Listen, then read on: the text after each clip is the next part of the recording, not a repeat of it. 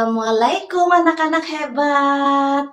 Kali ini kita akan bercerita tentang seseorang yang biasanya bekerja di rumah sakit atau klinik dan tentunya menyembuhkan orang-orang yang sakit.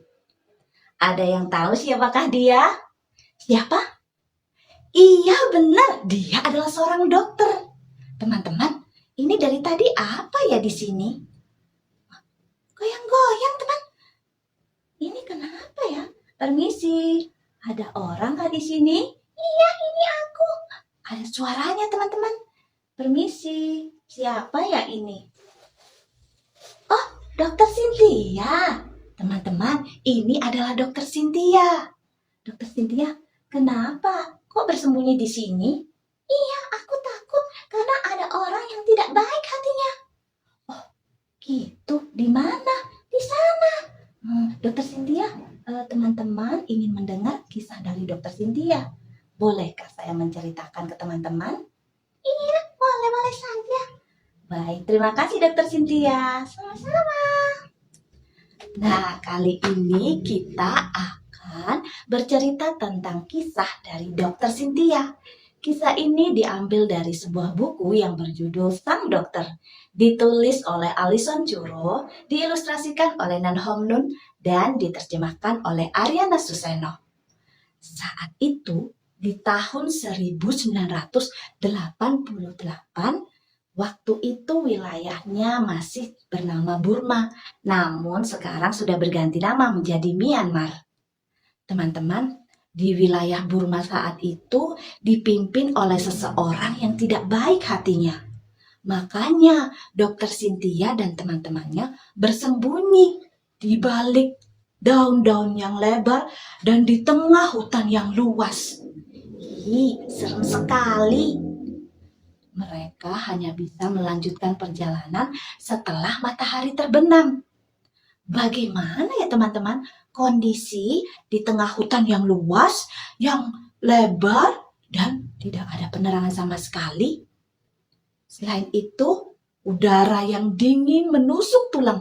Ada suara angin hush, hush, hush. Ayo teman-teman, coba kita bantu merasakan bagaimana keadaan saat itu. Coba sekarang kalian pejamkan mata seperti ini. Lalu kedua tangan kepakan seperti ini. Apakah sudah ada angin yang kau rasakan? Iya teman-teman, suasana saat itu seperti itu. Gelap, tidak ada apapun yang bisa dilihat. Dan suara desir angin yang kencang dan menusuk tulang, dingin sekali teman-teman. Tetapi Dokter Cynthia dan teman-temannya tidak takut. Mereka tetap melanjutkan perjalanannya. Namun, di tengah-tengah perjalanan, tiba-tiba mereka melihat banyak orang-orang yang sakit. Bahkan sepertinya belum pernah ke dokter. Kira-kira Dokter Cynthia dan teman-temannya akan membantunya, tidak ya? Ayo kita lihat sama-sama. Karena Dokter Cynthia dan teman-temannya memiliki tekad yang kuat, semangat yang tinggi, dan mempunyai 3 kata ajaib. 3 kata ajaib itu adalah kita harus bantu. Ayo teman-teman ikuti. Kita harus bantu. Sekali lagi ya, pakai gerakan tangannya juga biar lebih semangat. Kita harus bantu. Wah, hebat semua teman-teman.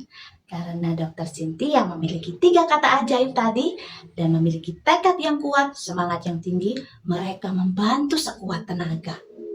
Tetapi teman-teman, Dokter Cynthia dan teman-temannya hanya membawa 3 alat di dalam tasnya.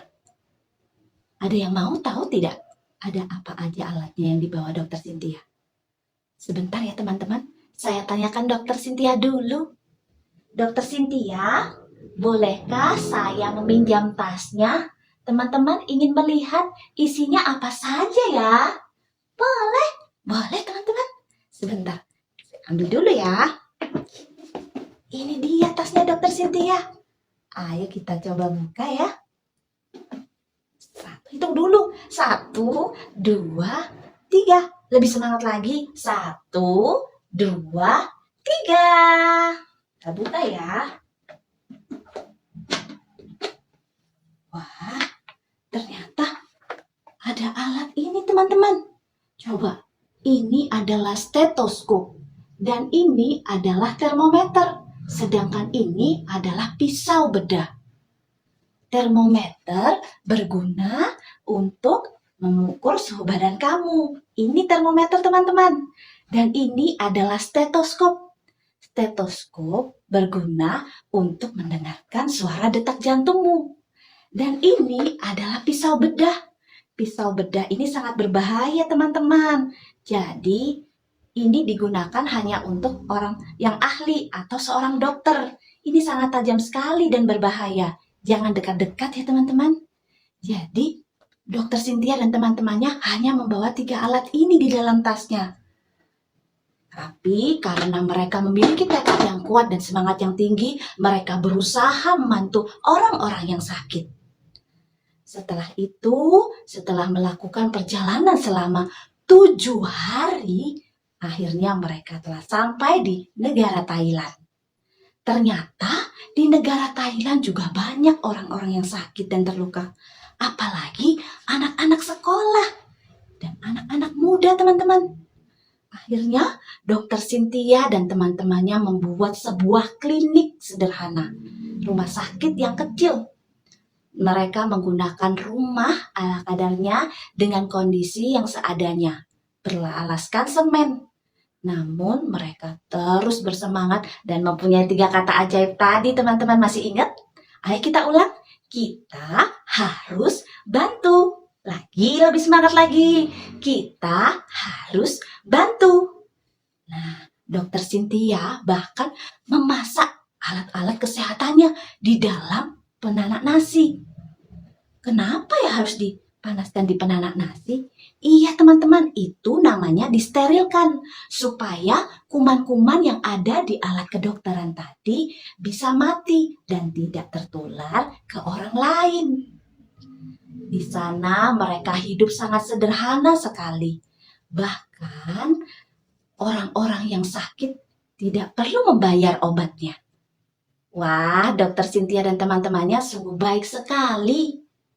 Karena mereka sangat berjasa dan banyak membantu orang-orang yang sakit, Dokter Cynthia mendapatkan penghargaan internasional. Dan akhirnya setelah bertahun-tahun, Dokter Cynthia berhasil membangun sebuah rumah sakit yang besar. Bahkan di setiap tahunnya, ratusan ribu orang berobat di sana.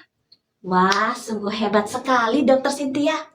Teman-teman, di sini ada yang mau tidak seperti Dokter Cynthia? Sebentar teman-teman, tadi Dokter Cynthia berpesan. Sebentar ya. Halo teman-teman, Dokter Cynthia mau berpesan kepada teman-teman.